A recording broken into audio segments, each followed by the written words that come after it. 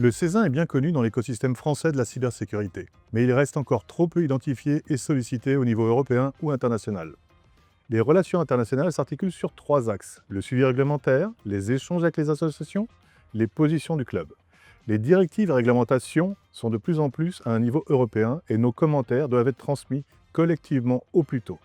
Nous avons par ailleurs beaucoup à partager et à apprendre des acteurs internationaux qui subissent tout comme nous les tensions internationales et les diverses évolutions stratégiques et réglementaires.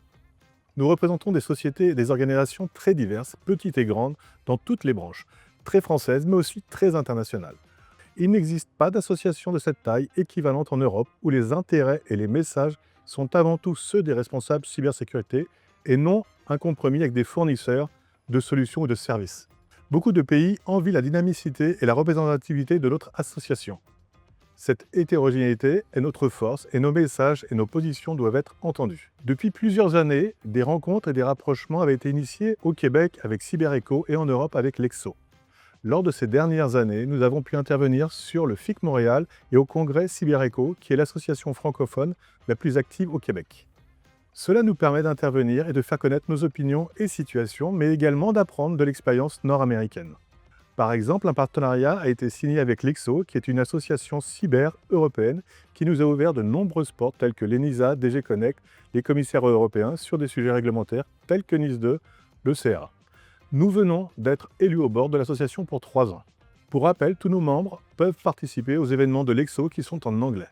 Nous avons pu présenter dans ces événements internationaux le baromètre et plusieurs présentations de nos plénières. En Europe, le CESIN a pu également intervenir à de nombreuses reprises, événements à Barcelone, La Haye, Prague. Nous sommes également présents dans l'advisory group de l'ENISA.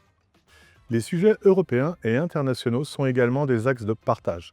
Certaines sociétés ont des équipes chargées de faire de la veille, de l'influence et certaines sont déjà implantées à l'étranger et nous avons tout intérêt à combiner nos forces et représenter les plus petits. Nous avons par exemple, dans le cadre de NIS2, échangé sur nos interprétations et nos progrès dans les différents pays.